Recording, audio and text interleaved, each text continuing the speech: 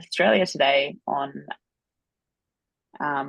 a study that we did here in Australia. However, I think you'll find it quite interesting. So as you're aware, as Nancy's mentioned, I completed some research looking at the prevalence of urinary and bowel incontinence among a population with myositis. A large part of that population were people with IBM. And this was an Australian study, and we were comparing our cohort to a general Australian population as a comparison.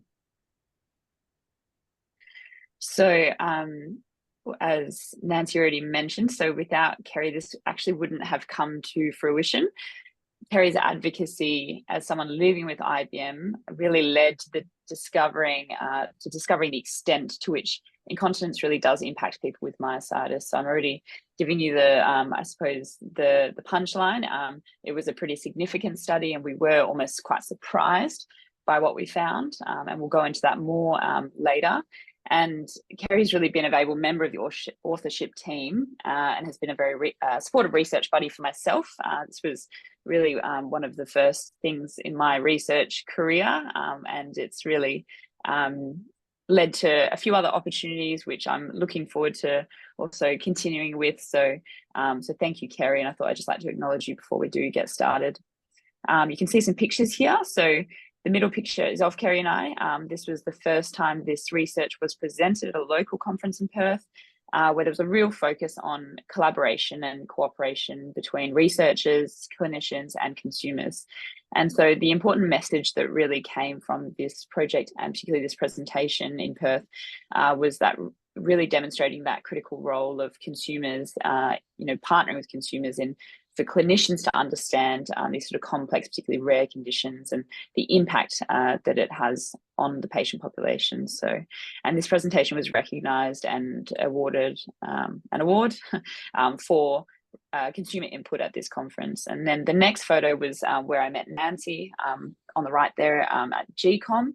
And this was really an encouraging conference. It was a poster presentation, but I was really encouraged by the amount of conversation that was generated, and there was a lot of interest among neurologists, rheumatologists, and so real experts in the field, as it was really, I guess, acknowledged as a new area of knowledge.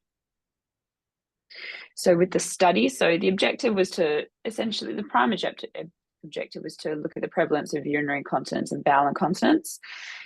We compared this to our Australian population to really generate, I guess, significance and understand if it was a greater issue among this population. So I guess the known at the beginning of the study was that it is a burdensome condition. It affects more than 1 in 4 adult Australians. That's urinary and bowel together. I imagine this would be a fairly similar statistic in the American population as well. And there are a lot of physical and psychological effects of incontinence. So it's known to affect mental health. It affects, your ability to socialize and also just participate in daily activities.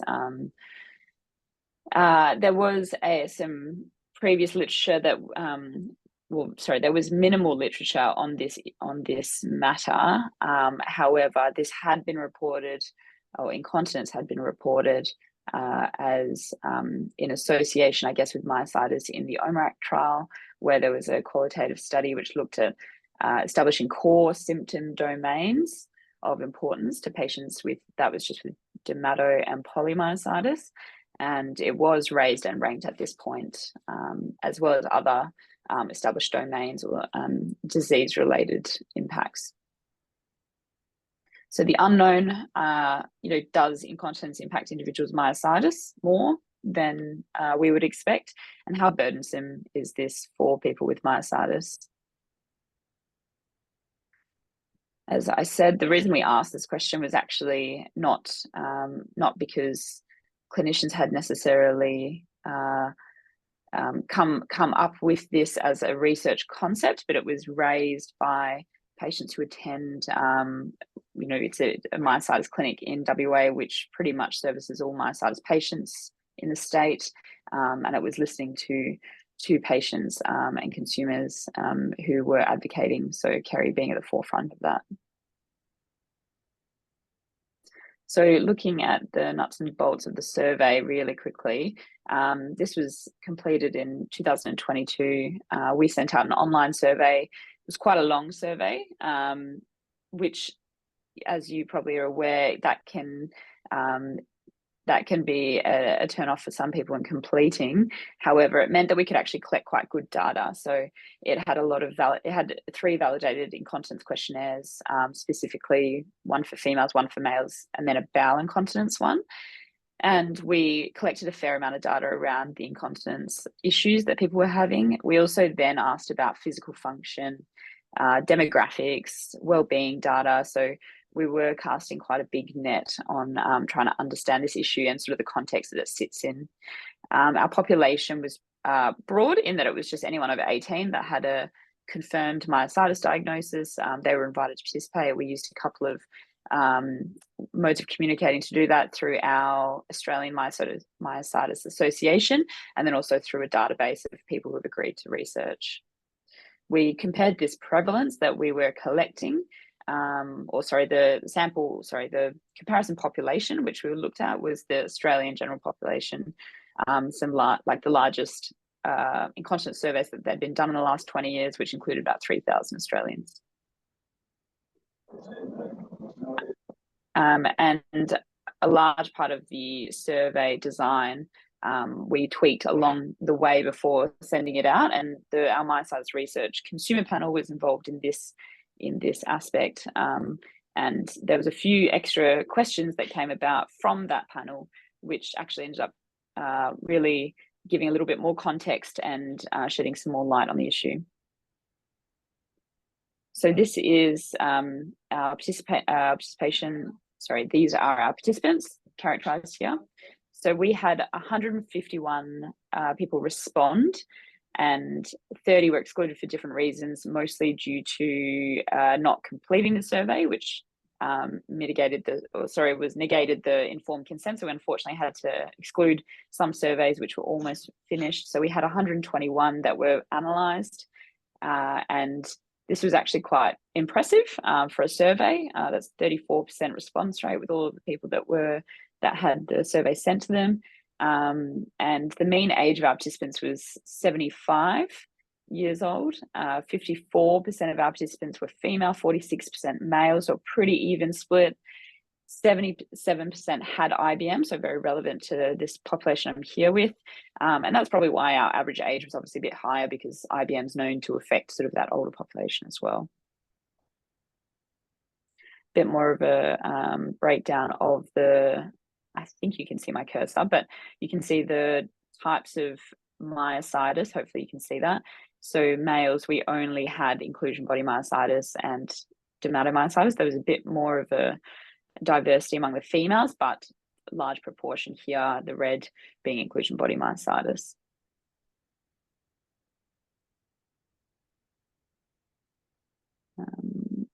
Okay, so back to the results. So urinary incontinence, bowel incontinence, we separated them. So we looked specifically at the type of incontinence. Some people had both, some people had one. Then we broke it down into female and male because there's different risk factors, and we couldn't kind of merge those populations. So it was significant. We found that in urinary and bowel incontinence, there was a significant result.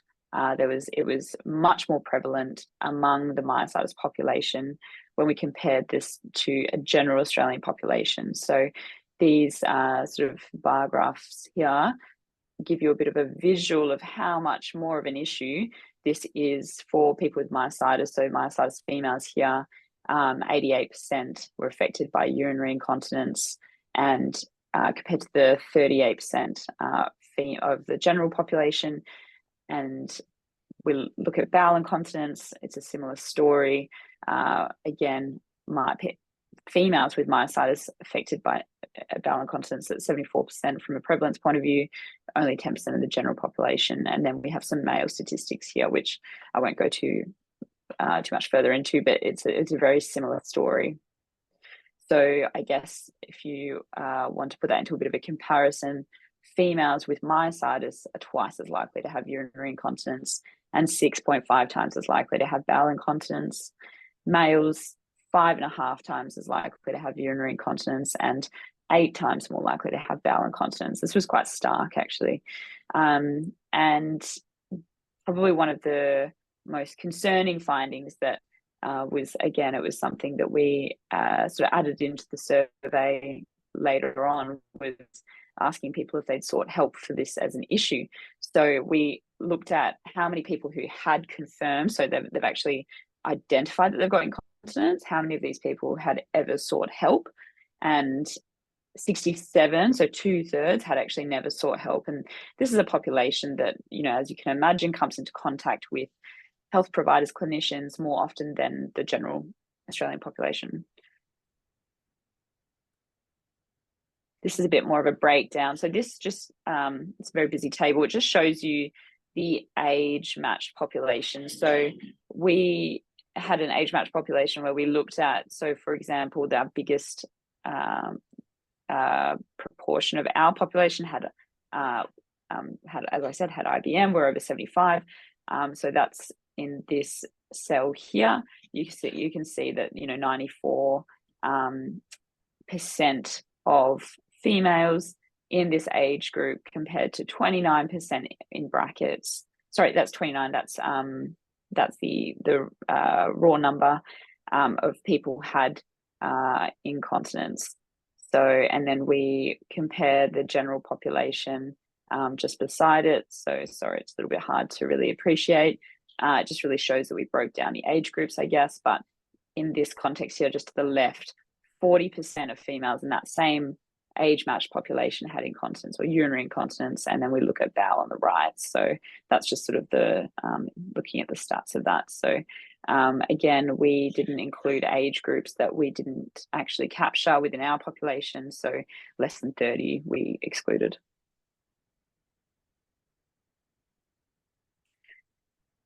So we also were able to break down the type of incontinence or urinary incontinence, which was interesting.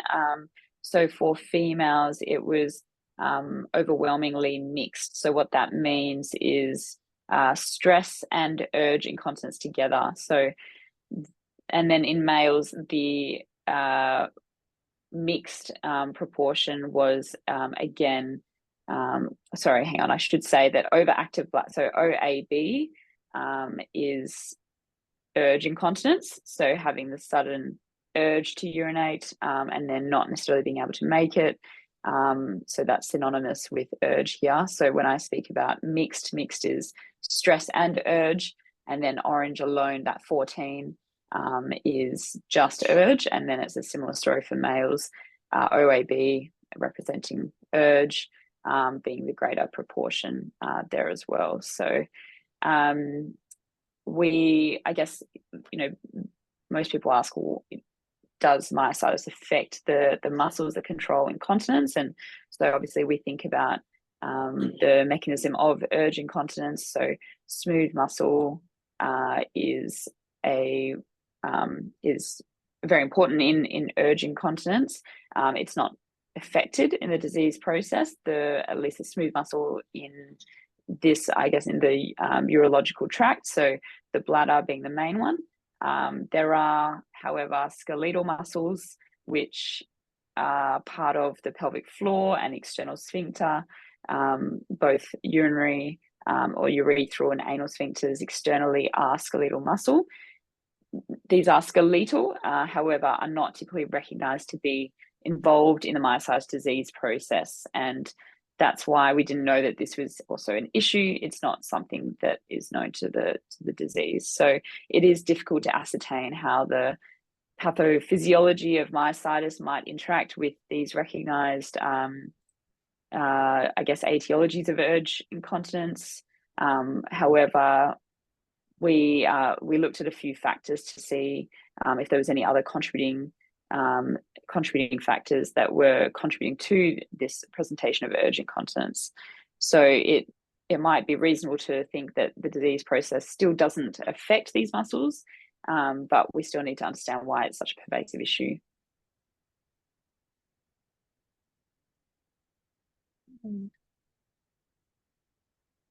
So when we looked at some of those other factors other than just, for prevalence, we looked at things like people's regular medications, the environment or facilities that they found themselves in, arm weakness, leg weakness, specifically. So on the right, you can see that, again, it's a survey. So it's about the person that's answering the question. They tell us, does this affect, or do you think this affects your ability to, or affect your continence? So is this a contributing factor for you? So these questions were added actually because of our consumer panel. It was some of these risk factors that they identified that they thought would be important. And then there was some other risk factors that we assumed would be important, such as disease duration. So we thought our secondary hypothesis was that, people that have had the disease for longer, have been impacted for longer, would be more likely to be incontinent, and that wasn't the case. So disease duration wasn't different between our incontinent and continent population that we surveyed. And then we quantified physical function through the neuromuscular symptom scale or score. And again, it's something that you can self-administer. That's why we used it. And it looks at a range of functional activities and allows the person to rank how well they can complete those activities. And there was no difference between their scores. So what we were using to quantify function and mobility between those who were urinary incontinent and continent. So again, that was quite interesting. So it was good that we had these add-in questions. So regular medications were identified as something which contributed to incontinence, urinary being yellow, that orange color being bowel. So there was quite a large proportion of participants who thought that their regular medications were contributing to this issue. Environment/facilities was also identified as something that was contributing.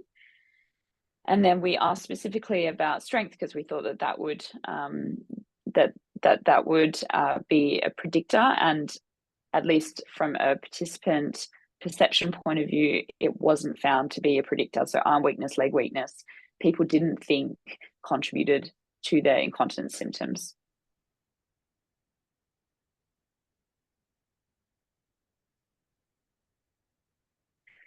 So we also saw that it was actually quite a burdensome condition. It was a burdensome impact having incontinence, and it was really valuable to catch this data and look at impact, because it tells a better story and answers the so what question. So, does it matter that, this patient population is affected by incontinence more? Well, it does, because there is a lot of secondary effects of incontinence, as we touched on, in terms of psychological ability to participate, complete certain tasks. So you can see average impact here on the right. We again broke it down to females and males. Males weren't as bothered as about incontinence than the females were, and that was the average impact. So that was quantified through, if you answered yes to a question, or you essentially disclosed that you were suffering from a symptom, then the next question would be, how much does this bother you? So it was quite specific to each question. You sort of had to quantify 0 to 100 on a sliding scale. How much does this symptom bother you? So that was really interesting to capture. We then had a free text box at the end of the survey, just basically asking if anyone wanted to, if there was anything that hadn't been covered in the survey that they thought was important. And there was quite a few themes. These are themes that came up. So these are things that were said more than once. So there was embarrassment. People were worried, social anxiety.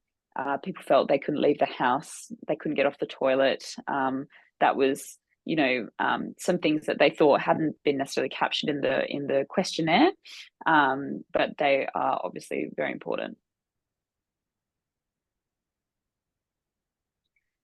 So I guess the outcome of this survey was that this study revealed an increased prevalence of incontinence within the myositis population, notably the IBM population. And we compared this to an Australian population. We also compared our myositis population to other other populations or studies that looked at incontinence in other neurological conditions, and MND being one, and a few muscular dystrophies. And this survey actually showed a higher prevalence again than even those other neurological populations. So this really confirmed the anecdotal reporting that we had from Kerry amongst others, and participants reported significant negative impact of this as an issue, and this is a common chronic health condition that we see in the general population, and it's amazing to think that it was something that hadn't even been identified, despite the amount of impact that it was having. So it's clear that there are gaps in treatment and support within this population, and there was a minority of people who'd actually ever sought help. So this is the first study actually investigating the relationship between myositis and incontinence, and this really has compelled further research to confirm prevalence. We also, obviously would like to understand the mechanism of incontinence in myositis, and then look at how best treatments can be implemented, or people can be identified to then be screened and referred for treatment to ultimately improve just care and quality of life for people with myositis. And again, so where to now? So we've kind of found this is an issue. We know why does this matter? Well, it impacts people significantly. So there's relative silence around the topic. So we think clinician awareness really is the first matter that needs to be addressed, and that was what was really encouraging, I suppose, at the most recent GCOM in Pittsburgh. There were so many people that were treating the myositis patients who just weren't aware of this, but they were also very interested, and they were saying, a lot of people said, I'm going to ask this question. And if that is the extent of the impact of this research, then I think that will be a big win. I think promoting open discussion around the topic of incontinence will also just allow effective and better management. So I guess from here, in terms of investigating further, there's just a few other factors that we would like to iron out. So I mentioned medications. That was a bit of a umbrella question. We didn't actually ask people about their specific medications. So, potentially identifying further what medications these might be specifically that impact incontinence. And we also don't know, we don't suspect that the disease process affects these muscles, as I mentioned. However, I think we think it would be reasonable to rule that out. And so we're looking at doing a small study and looking at MRI images just to see if there is any evidence of the disease process affecting those muscles. So that'll be something that we're conducting this year, which will be interesting.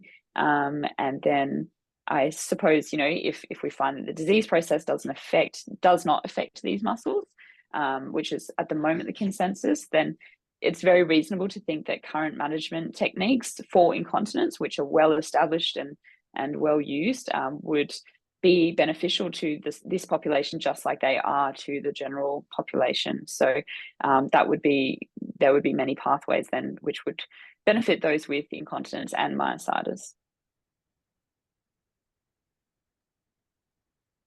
Dan, that's absolutely fantastic. I know that we have lots and lots and lots of questions, and I know your time is limited.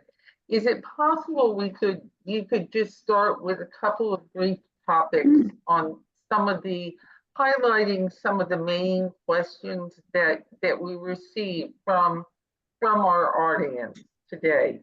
Absolutely. Yeah, absolutely. I'll let you go from there. So, and how much time do you have? And then we'll turn over to Kerry. Yeah, so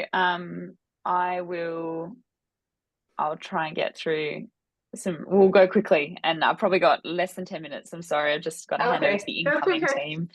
So time flies when you're having fun. And let me just get some. So thank you for sending me questions. Also. Yes, that's right. So we've got Kerry and we also have Kelly. And just for those of you listening, both Kerry and Kelly were also involved in this program, not as a lead, but supporting Jen throughout. Yes, couldn't have done it without them. So some of these answers, so thank you for sending those beforehand. That's very helpful. Yeah, as Nancy mentioned, Kelly's online, and she with her she's the research nurse that is in the within the myositis group, and so she is involved with the, I guess, the holistic care a lot of the time with these patients, which is fantastic. So she's actually helped to answer some of these questions, which is fantastic. So a lot of the questions were talking about the cause of incontinence, or causative factors. As I think I've been over that in the presentation, just to say that we don't really know yet, and that's why we are looking at extending the research. We know that it's an issue, but we need to really nut out, what the reason is for the the increased prevalence. We know the risk factors, but what is it in the myositis population that makes it such an issue? So as I said, we're going to iron out a few things in terms of medications, looking at the pelvic floor muscles, etc. So if you are someone that is experiencing incontinence, despite the cause, I guess the thing to know is that there are many different mechanisms behind it.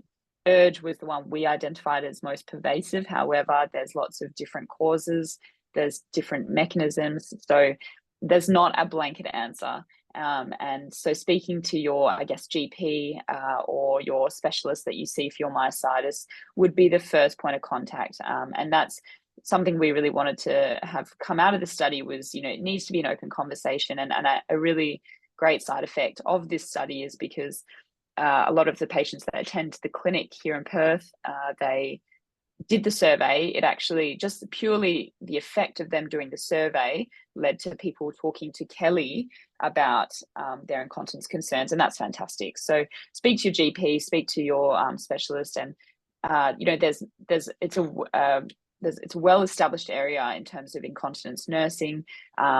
There's usually, in Australia at least, we have specialist incontinence nurses, and there's also physiotherapists, which also are, specialize in women's health, which can be, they can be very helpful. So both urinary and bowel incontinence can be managed and improved. As I said, we don't know that there's a different disease process here than the general Australian population. So we would expect that at this stage, at least, there would be benefit from normal mainstream management. So, this requires planning, obviously educating yourself, and getting into a good routine and understanding what the causes are and the risk factors for yourself. There was a bit about looking at the obstacles of managing the incontinence, and as we established, there is a bit of a stigma around it. And so, it's fantastic that you've got groups like this, so women's groups where people feel a bit more, potentially safe to talk about these really sensitive topics. And, I guess now the stats, many people are affected by it. So maybe don't be as nervous about bringing it up with trusted friends and clinicians. Ideally, really, this should be a screening question, I think, for anyone that's seeing a patient with myositis. And then Kelly made another very good point about the medications. So we've seen that people think that this is contributing to their incontinence. So, a review of medications is helpful. And sometimes you find that you're on lots of medications because doctors give you something and then you have side effects, they give you something else, and then you end up with a whole host of different medications. And there can be sometimes interaction between those things, and sometimes side effects such as urgency, bowel urgency, for example, is something we see with specific medications, and it could be that it's something simple that you could manage in that sense. And so at least here in Australia, we have pharmacists that review, we have community pharmacists that are happy to sit down and review medications. I'm sure you have something similar there in the States, and they're really the experts at looking at how things interact.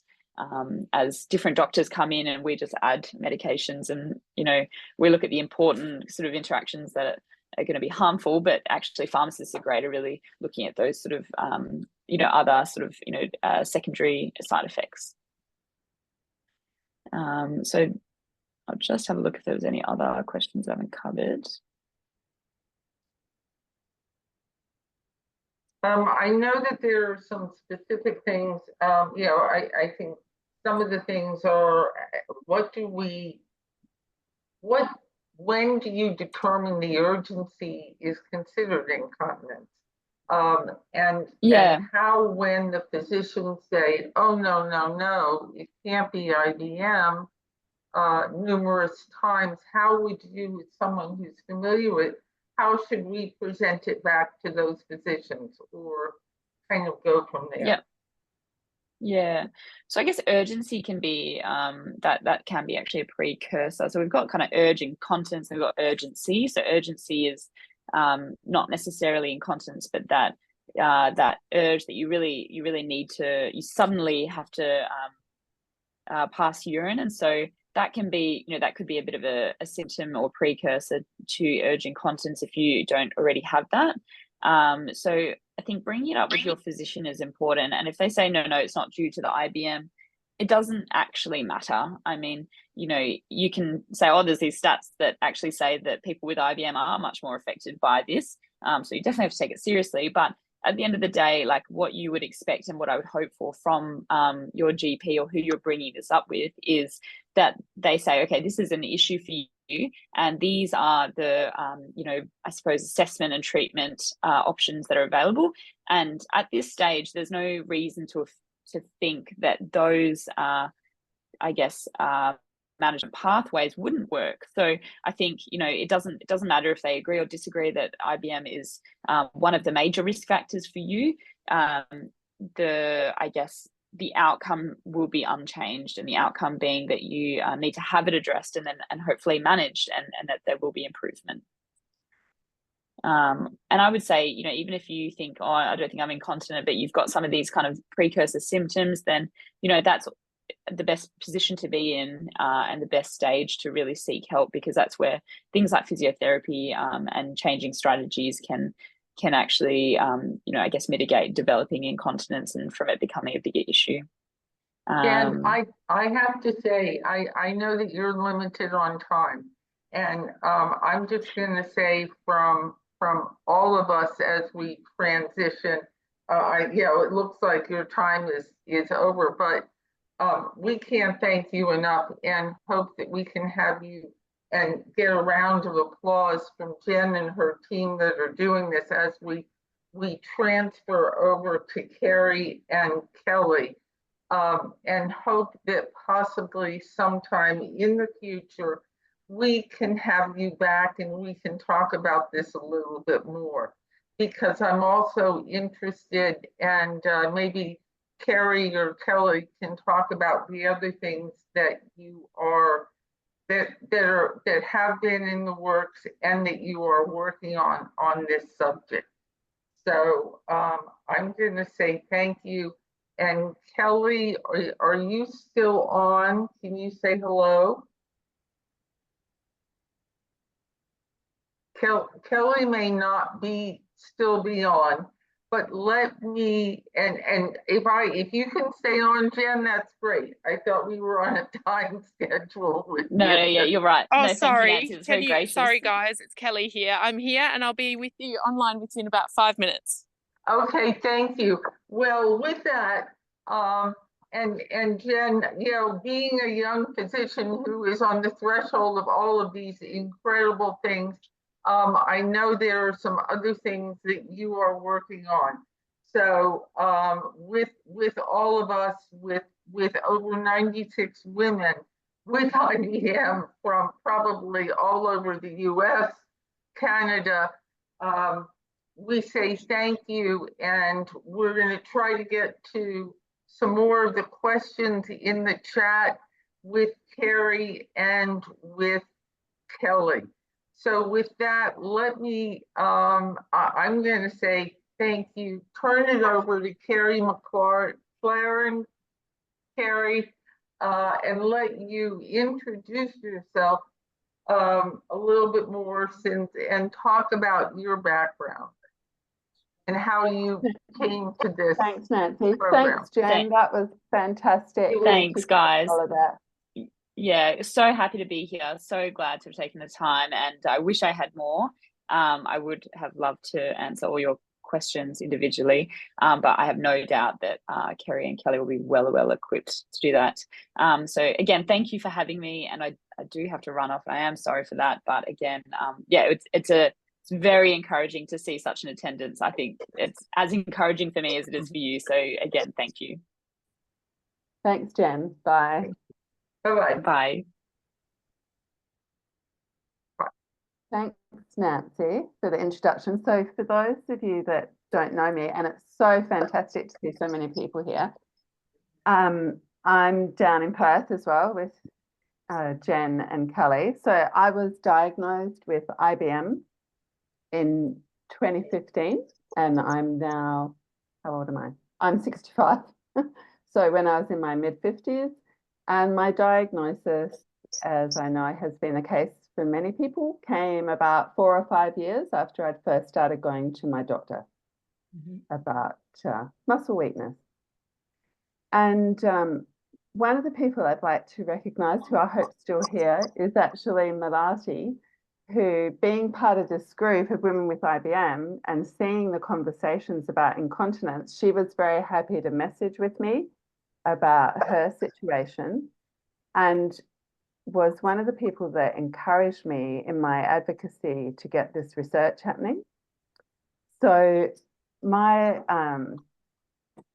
background is actually in marketing and social research, but patient advocacy for me came into my life over 20 years ago when one of my children, who's an adult now, was diagnosed with a range of rare diseases. And I discovered how, well, actually, it was easier almost as a parent to advocate for additional care and investigation than it is for yourself, I think. So that was the background that led me to actually starting to speak up. And the other thing that helped me, because this was one of the questions that Nancy asked, how did I get to this point with this research, was actually during COVID, when we then had a lot of get-togethers online. And because my first question, seeing so many people talking about incontinence, was, is it related? Is there a relationship between myositis and incontinence? And I was involved with some other patients who were getting some research organised, which meant I started reading all the past research, and I saw that in these other myositis populations that Jen mentioned, incontinence was actually mentioned. It didn't come up as important as some of the other things, but it was there, and I'm like, oh, this is interesting. So my first question was, is it related? And people were like, you know, because we had neurologists on some of these great meetups as well online. The answer was no. So then my next question was, where's the research that shows incontinence is not related to myositis? And then that was where a couple of neurologists went, oh, well, there isn't actually any research that shows it's not, but there's none that shows that it is.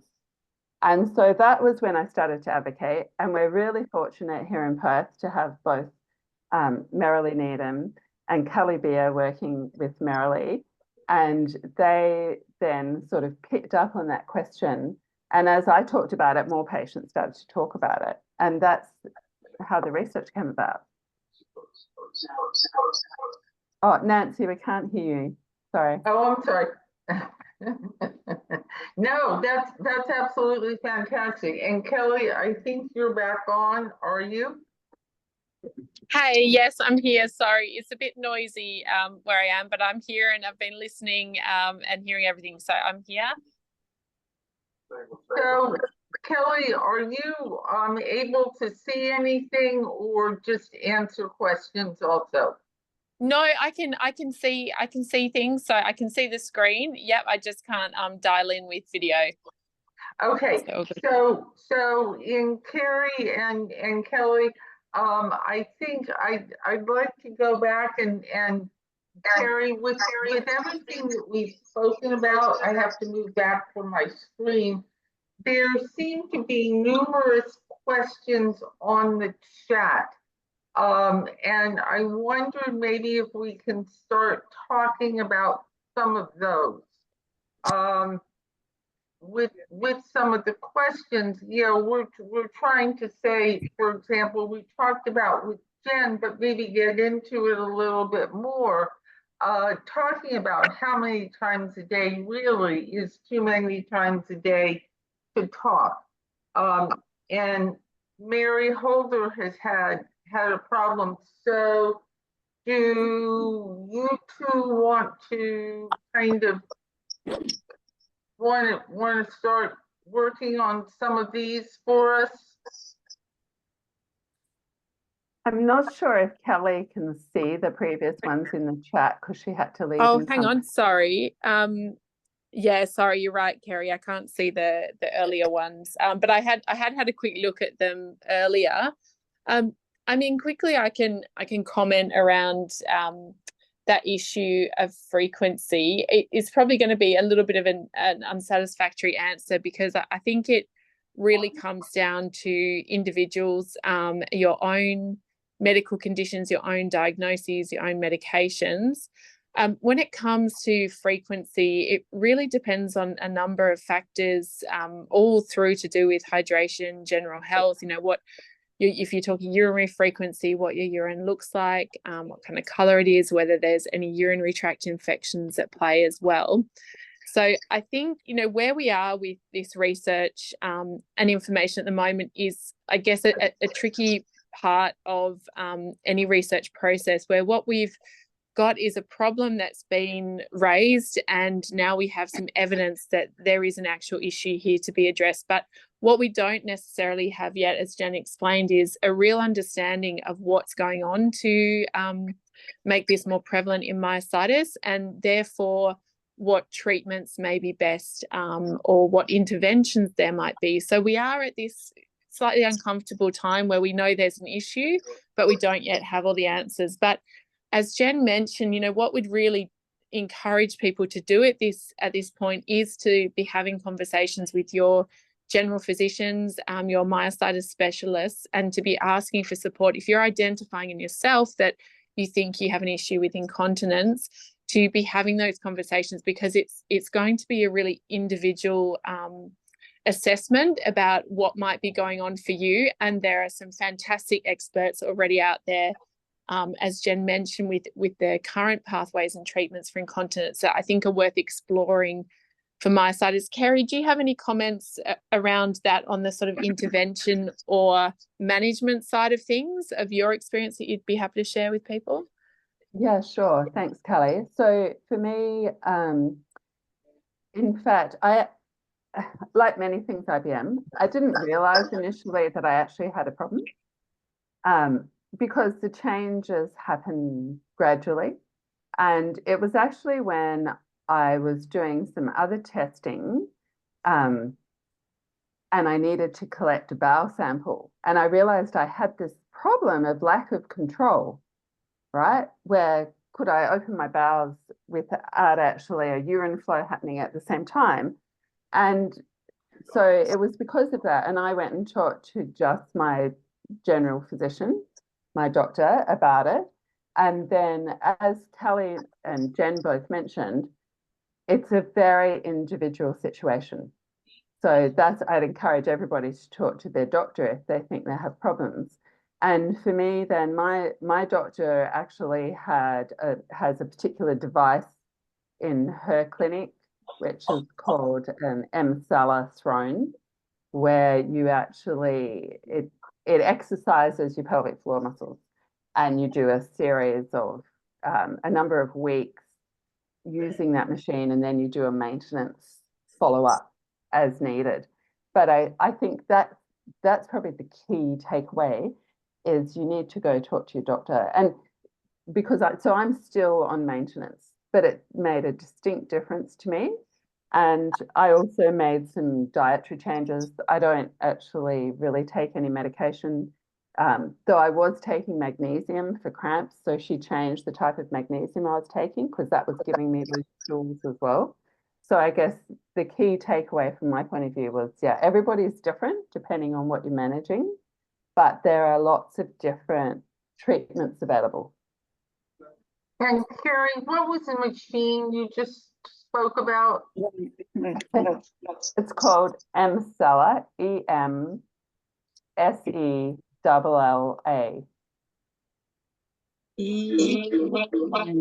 And how do you, and Kelly, maybe you can help with this. How do you translate it from the Australian to the US? Or do you think it's under the same in both countries? Oh, it's the same brand in the US because I know I've had conversations, I've communicated with other people in North America about it, but it's only relevant to certain types of incontinence. So this is where you need to go to your doctor and you use it in the doctor's rooms. It's not something that's available at home, but this is where, you know, the critical first step is having the conversation and going, I have a problem, and taking it from there. Great, thank you, thank you. Okay, Kelly, I've also seen a few questions in here on prolapse and prolapse in possibility in relationship to IBM. Can you comment on that? Yes, but again, it's going to be unsatisfactory for you because the real answer is, you know, we just don't know yet. So we are at this point of understanding that it looks like there is some kind of correlation relationship perhaps here with myositis and incontinence. But what we really don't understand, and the next critical part of this conversation is around, I guess there's two parts of it. There's a part on our research side where we now look and say, okay, we have validated that there is a genuine issue here. So what Kerry's identified as a research question, we've now been able to validate through Jen's research.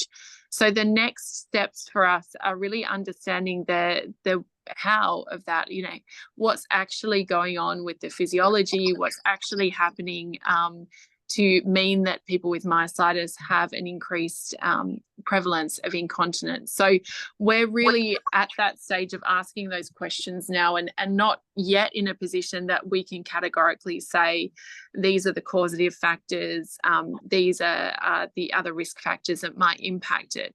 You know, the other path that we need to follow now, of course, aside from the research question, is the question around interventions, you know, for patients. And what I would say with incontinence, just to echo again what Kerry was mentioning, is that continence management is a specialty in itself, particularly in nursing and physio fields. And there is a real wealth of experts available to people out there who are just absolutely fantastic at helping people to understand what their own issues are, and whether disease might be a factor of that, but actually often it's just a case of managing what we can from symptoms and understanding what the particular drivers are for people. So I think at this stage where we are with the research, the answers to a lot of these questions might be we don't know yet, and we hope to find out. So Jen is hoping, as she mentioned, to pursue some studies to start looking at MRI to see what kind of muscles are involved. And there might be some neurodynamic studies that we can work with a couple of urologists and specialists in this field to understand this topic better. So we hope to be able to answer these questions better in the next couple of years. But certainly for now, I think, as Kerry alluded to, the biggest impact we've had from this research is just actually putting the topic on the table.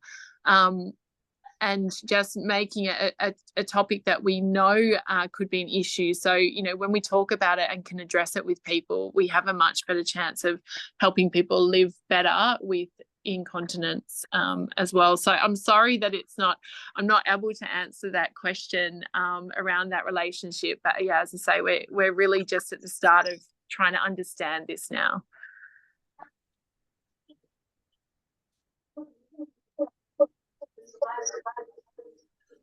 Nancy is muted there.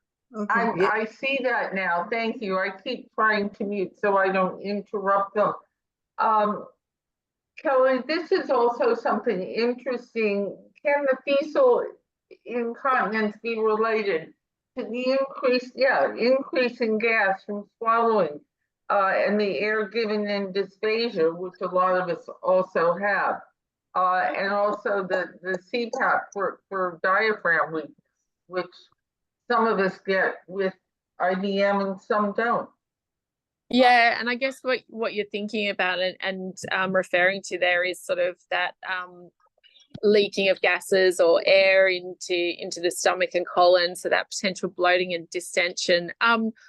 Possibly, although I wouldn't have thought it would be a significant driving factor for it. I guess, again, it's sort of going to depend a little bit on the type of fecal incontinence and the types of stools that people are having. So there might be more factors there when you start to look at stools. So if people are interested in understanding, what I can do, Nancy, is look to send around a couple of just very sort of high-level continence or bowel and bladder educational information that's from really good resources here in Australia. And one of the tools we use a lot in clinical practice when it comes to fecal incontinence, people might be familiar with it, is something called the Bristol stool chart, which is just a way of looking at what different types of stools look like, which can give us an indication about someone's gut health and what's going on there. So whether stools are very loose and bowel motions are very loose through to very solid and difficult to pass. So when we consider incontinence, you know, one of the things we often do, and I think a practical thing people could do if you are experiencing incontinence and keen to talk about it with clinicians, is to actually maintain a bit of a diary. There are some great apps you can download that allow you to track your bowel habits and bladder habits as well. But anytime that you go to see a health professional about any of these queries, one of the first things they often need to understand is what does this actually look like? And I mean, you know, literally look like as well as figuratively look like for you. So it's really helpful if you have a bit of a diary about, you know, how often you are opening your bowels or going to the toilet to have a wee, you know, what it looks like. Is your wee very concentrated? Is it diluted? Is it stinging? Are you having urgency? So with your bowels, are they very loose? Is this first thing in the morning after you've had your CPAP on all night? Or is it later in the day? So I think, you know, if you are thinking that this is an issue that affects you that you'd like to have addressed, starting to keep a diary is a really good idea. But I'll send through to Nancy so that she can share some helpful resources as well. I think that's great. I'm looking at a comment here and reminds me, talk about colonoscopies. And I just have to say, I agree with Carlene. I had one 6 months ago, and it was the worst one I've ever had. So in control prior to this. Yeah, it's pretty awful. I mean, it depends on obviously where you have the colonoscopy and the team. If someone doesn't tolerate the preparation, there are different clear diet methods that can be used. They sort of have a similar result, but perhaps not quite so extreme. And Kelly, I think where we were going is more with the prep than the procedure itself. Yes, because of the prep that's necessary. Yes. And the lack of control. Yeah, definitely. So as I say, I would say, you know, a consideration for anyone having a colonoscopy and going through the prep is the suitability. So there are different ways to do prep for colonoscopies, and it's not always necessarily to have those real type laxative type drinks. It can be that someone can be on a clear fluid diet for a longer period to produce the same effect. So it's definitely something worth talking to the gastro team. The other thing people should consider, if mobility incontinence is a significant factor, here in Australia, I know we have a different healthcare system, but it is possible for people to do that preparation as an inpatient in hospital. So that can often help with having support for people to assist you to the toilet, or having a bathroom and having someone there to help with that. So I think regardless of whether you have IBM, it's not a pretty process. It's not anything that anyone looks forward to. So definitely I would think if you're being asked to have a colonoscopy, I would definitely be talking to the team and saying, is this absolutely necessary? Are there other things I can do? How can you better help me manage the prep process with consideration of mobility challenges and potentially incontinence as well? And again, you'll have specialist nurses and others who can help to provide some solutions to that. So again, I think the message is really don't suffer in silence. Let me ask one, or just comment on one other thing.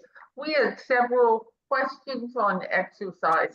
So Kelly, are there some exercises that we as IBM patients should be doing to try to prevent any problems with incontinence? And what other bladder exercises would you recommend that we can use for strengthening, and both Kelly and Kerry, and other treatments that might be able to assist? Actually, if I can make a comment initially on that, because I was very focused on exercise to deal with the incontinence. So I sound a bit like a broken record, but again, it's about, talking to your support team about it. And in fact, one of the issues is it's not just about strengthening, it's also about being able to relax. So I actually ended up with some pain issues in my hip, but on examination by my gynecologist, I sort of had exercised my muscles to a point where they were spasming a bit, right? So there's both sides. And again, I guess this is where it becomes like, yes, there are some things you can do. And I exercise actually in an online group for MS patients, where there's quite a lot of focus on keeping your core strong and exercising your pelvic floor. But again, it's very individual. So my thing would be like, yeah, open those communication lines, find some people to help you with that as well. And I'm sure Kelly will have some valuable input on that too. Thanks, Kerry. I was going to throw over to you because I thought you've got first-hand experience with this stuff. Yeah, listen, I think what Kerry said is absolutely spot on. Definitely pelvic floor exercises we know are fantastic for everyone, male, female, regardless of diagnosis. So our pelvic floor does get a hit, particularly if you are a woman who's had children by vaginal birth. Certainly you're going to need to be exercising that pelvic floor. So again, there are lots of different ways to do that. There are some great apps that will remind you. As a really simple one, if you're all at home and you're not sure of how to isolate your pelvic floor and know if you're working it, if you put your finger or a straw or something or a pen in your mouth and suck on it very hard, then you will feel your pelvic floor engaging.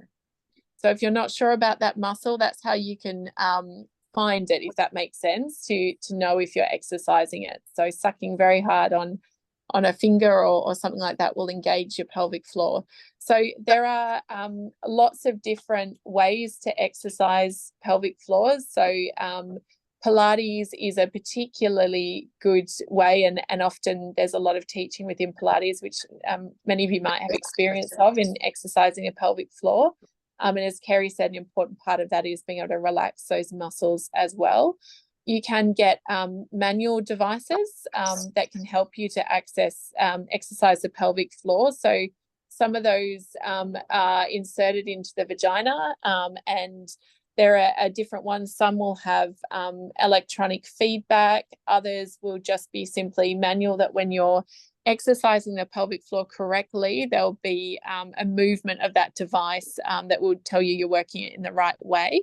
So very simple devices like that can be used, and obviously through to lots of different ways, as Kerry mentioned, lots of different devices, implantable. So again, like this area of research and technology and medical knowledge is actually really, really advanced. There's a lot to offer here and a lot to try.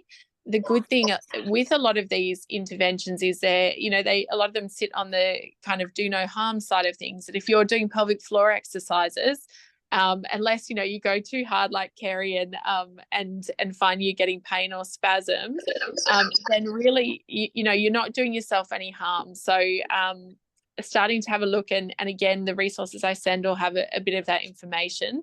So it's a really good place to start. And I'd really encourage you, if you are going to start any kind of exercise intervention, again, spend a week just tracking your symptoms and tracking your bowel and bladder habits.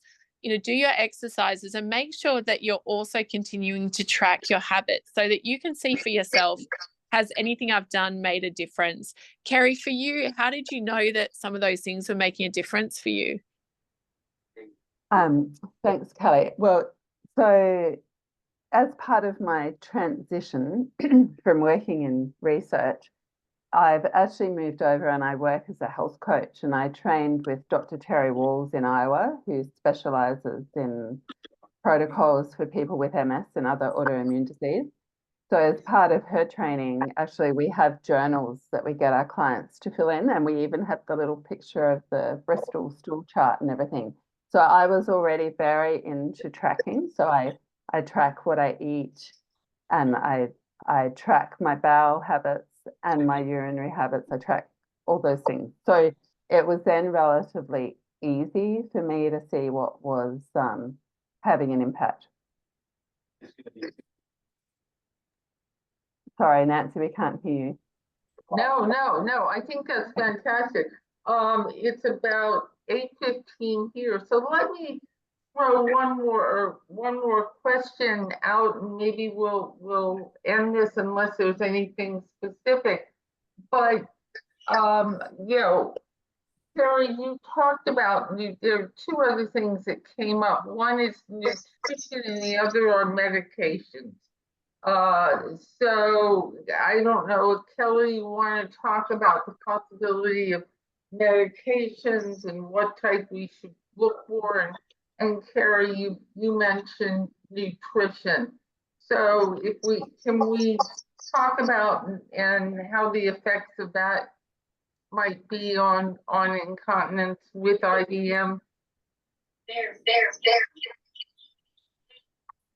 Kerry, did you want to talk about nutrition again? Because I know you've done a lot of research in this area. Okay.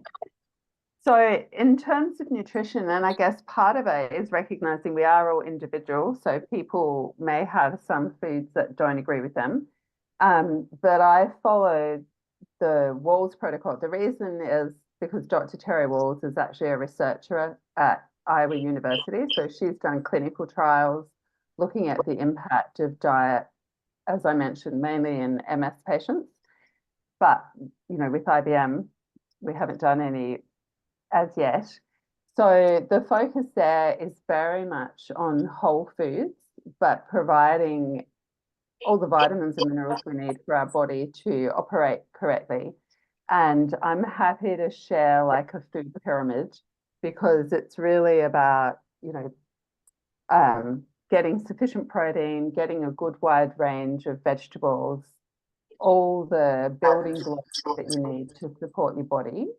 But I can send through like a sort of pyramid of the basic version of that, Nancy, that you're welcome to then share with people. And again, this idea of tracking, how do you know? So she has some suggestions that, first of all, you might eliminate some food groups to see what impact it has, but you would complete like a medical symptom questionnaire And you would do that for ideally around 3 months, around 100 days is sort of a gold standard of how do you decide how your body's reacting. And you're basically avoiding a lot of processed foods and sugars, etc., which really you're avoiding inflammatory foods and you're eating like an anti-inflammatory diet. But again, you might need to tweak it. And even because some people may not be able to cope with the consistency of some of those foods. So some people might start off where all they're eating is like stews and soups because they already have some gut or bowel issues. So it's adapted to fit individuals. But I'll make a note and send you a pyramid of that. Thank you. Okay, Kelly. Yeah, thank you. I mean, I think medications. Yeah, medications. Oh, yeah, it's such a tricky one.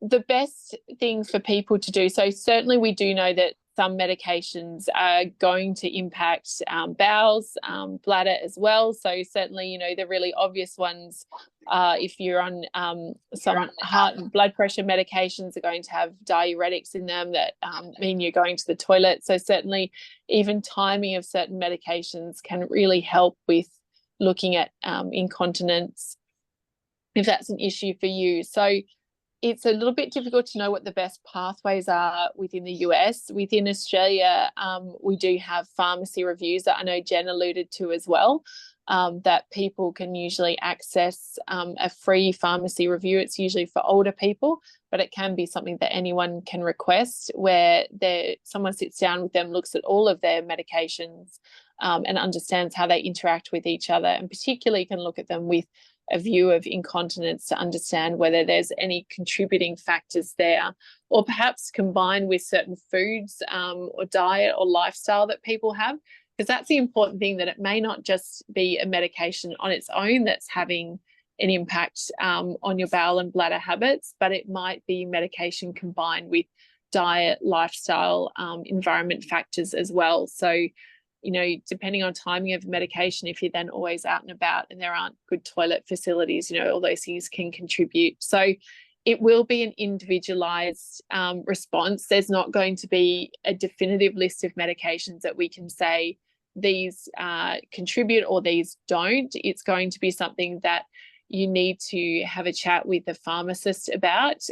Even if you have a pharmacist that you regularly use who is engaged with you and your healthcare, then it's definitely worth asking them for their input and asking their advice if you feel comfortable to do so. Otherwise, the nurses at your general physician would be a great place to start to sit down with you, look at all of your medications and understand what they're doing. And more often than not, when that happens, people find that they can drop a medication or two. So it's amazing often how many times we accumulate medications that sometimes can be tweaked or improved over time. So again, we just really encourage you to have that conversation with your healthcare team. Thank you. Whoops, am I sorry. Thank you, Kelly. So with that, I'm just let's conclude this presentation. There are a couple more things we'd like to talk about, but can you talk about other projects, other incontinence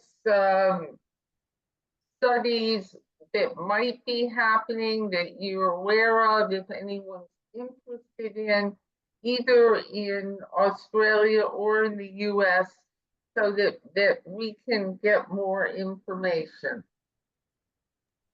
Yeah, well, I think it was fantastic that Jen was able to present the project at the recent global conference in myositis in Pittsburgh, because obviously that's a fantastic audience of leading clinicians and researchers around the world who are working with myositis. So there was real interest in what she was doing, and there was interest potentially from people within the US or Europe in replicating the survey, which I think would be a great first step. So really, again, validating that there is an increased prevalence, or trying to ascertain, is it just something we found in Australia, or is this actually a global issue? So that's potentially going to be a first avenue. Elsewhere is just really trying to understand the scope of the issue, or if it exists.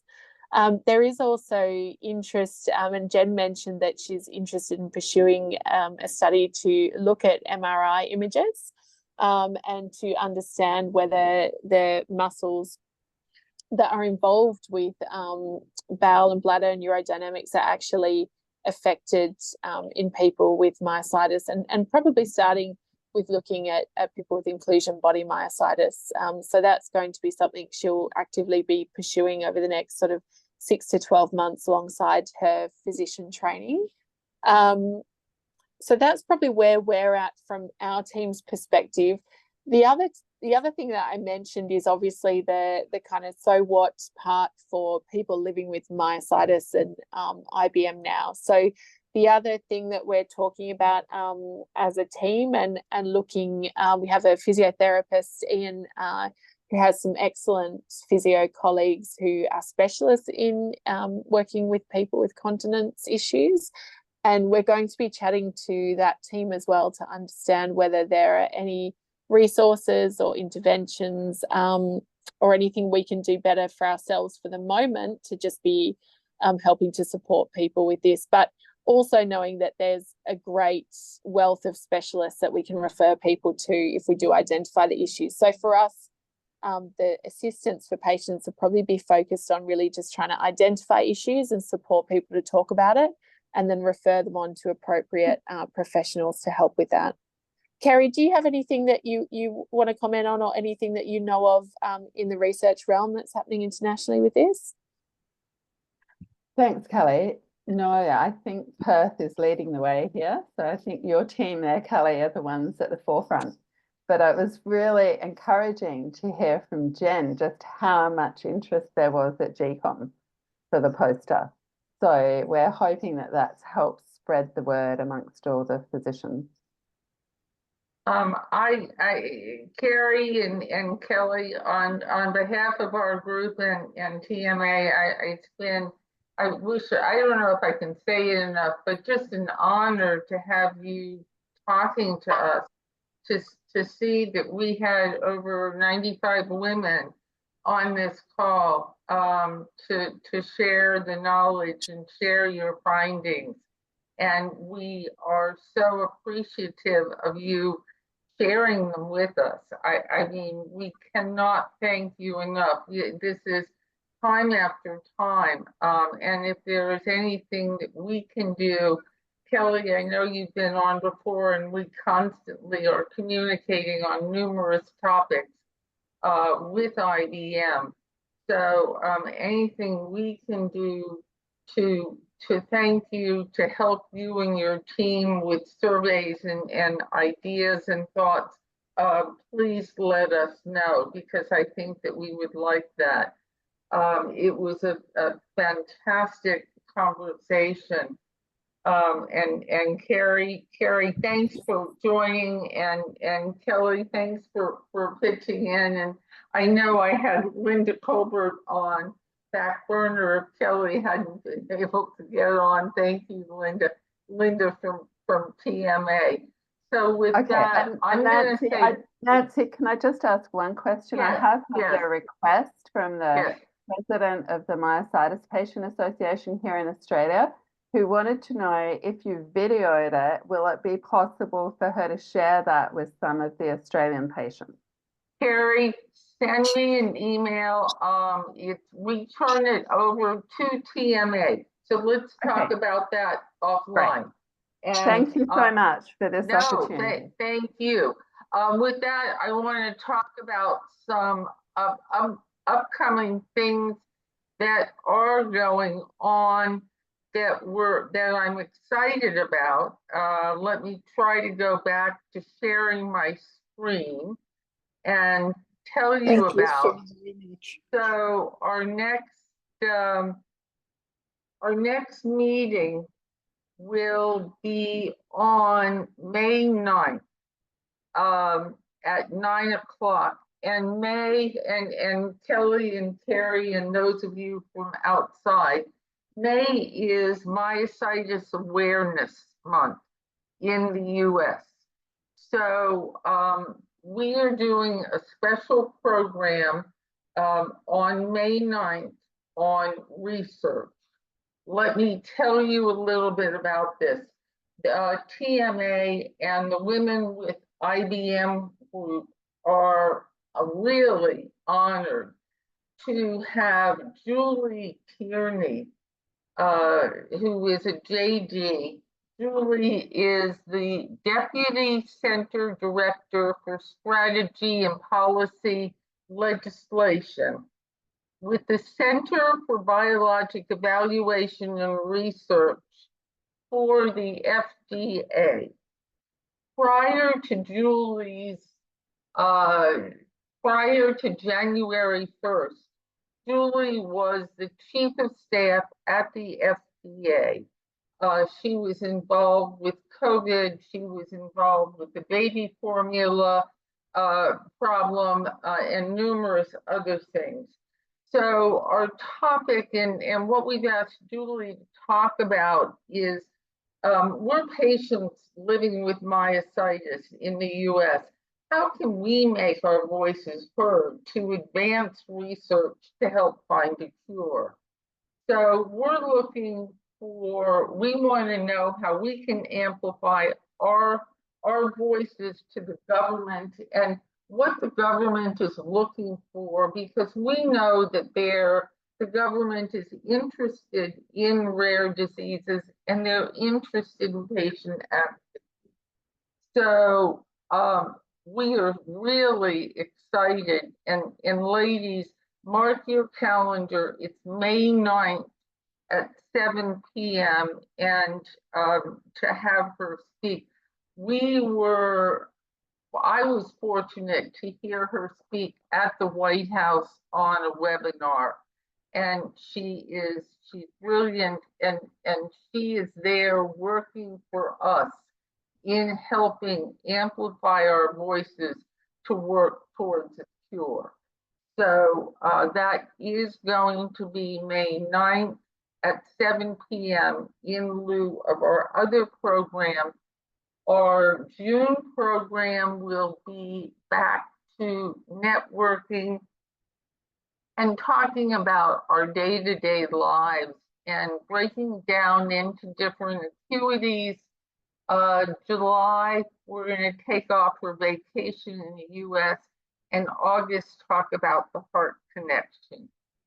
So, and then September, for those of you that don't know, we have our annual patient conference, which is going to be in Baltimore this year. So ladies, I have to say thank you, but remember, IBM is generally a slow progressing disease and we have time to adapt. So we have to accept our condition, exercise with care, keep positive attitude and smile, and share our good news. It may be just what someone else needs to hear.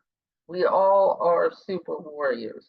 And with that, thank you to Sharon Kern-McCall, Laura Richardson, and everyone who was on here tonight in our special club. Thank you for joining us, and we will see you next month.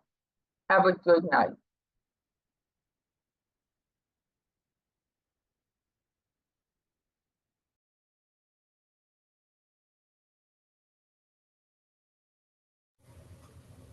Thank you, Kerry.